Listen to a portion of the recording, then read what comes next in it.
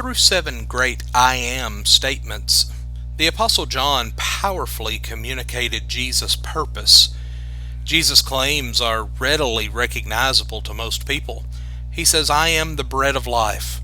I am the light of the world. I am the door of the sheep. I am the good shepherd. I am the resurrection and the life. I am the way, the truth, and the life. And I am the true vine. Yet these are not his only I am statements in the Gospel of John. On several other occasions, Jesus simply said, I am, without completing this statement. Perhaps the most well-known example of these is before Abraham was, I am, John 8:58. Then Jesus made this claim. The crowd reacted in a way that they felt that Jesus was blaspheming, that he was speaking out of turn. Not only had he claimed a greater than human existence, they likely understood Jesus to be using the language of Exodus 3 and verse 14 to identify himself with God. The crowd understood his claim, and from the start of this gospel, John had developed the theme of Jesus' divinity. The phrase, I am, provided John with one more tool, and so we find it popping up in other stories as well. On his final night, Jesus crossed the brook of Kidron to enter a garden. As the evening progressed, he would encounter a cohort of soldiers sent to seize him, and Jesus acknowledged to them that he was Jesus the Nazarene by simply asserting, I am, John 18:5. At this, the whole band of soldiers, probably around 600, retreated and fell to the ground. This powerful scene reveals the truth of Jesus' previous claims about his authority. No one would take his life from him, including a whole company of soldiers. Instead, Jesus would choose to lay down his life. In the original language, Jesus simply pronounced 2 words, I am. Yet, in most of our English translations, it is rendered as I am he. Now they're correct in doing so because this expression can convey a simple acknowledgement. According to the man born blind, he said, I am, to confirm who he was in John 9:9. John can use I am on Jesus' lips with a dual function. They can serve an overt declaration of his divinity as well as identify him as the Nazarene. The lines can become blurry, though.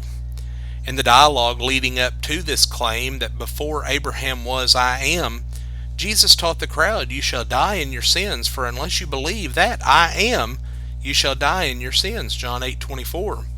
And based upon their response, the Jews clearly did not understand this as a claim to divinity. And while we can certainly agree that people must acknowledge Jesus as the Christ to be forgiven, did John also hint at more? Should we be surprised that commentators understand Jesus' words in 2 ways, especially when Jesus' claim parallels a similar claim by God? Well, stepping backward through the gospel, we arrive at a stormy night on the Sea of Galilee. The disciples had rowed several miles out into the sea when Jesus came to them walking on the water. And stepping upon the water, Jesus said, I am. Do not be afraid, John 6 verses 19 through 20. Should we be surprised that commentators understand Jesus' words in 2 ways? Even closer to the Gospel's beginning, we encounter Jesus' conversation with the Samaritan woman at the well. And after she revealed that she knew the Messiah was coming, Jesus responded, I am the one who is speaking to you, John 4 and verse 26. Jesus clearly on this occasion indicated that he is the Messiah. But is this all that John was communicating? Well, perhaps. And yet in view of God saying to his people, I am the one who says, Isaiah 52 and verse 6, perhaps an initial soft drum beat has struck that will grow into a resounding crescendo with a band of soldiers falling down before Jesus. Now, overstatement is not good. We must be very careful. Repeatedly, Jesus did identify himself as being the person in question, just as any other person would do. But John also used this same phrase to reveal much more. Given the highly thematic nature of his gospel, John can draw us in to ponder upon these things. Now, perhaps John intended for us to spend time pondering Jesus of Nazareth, who he looked like like any other human being, but who was at the same time the Son of God. What we can certainly understand is that if we will believe that Jesus is the Christ, the Son of the living God, then we will have life in his name. Friends, we thank you for joining us for our program today, and have a blessed day.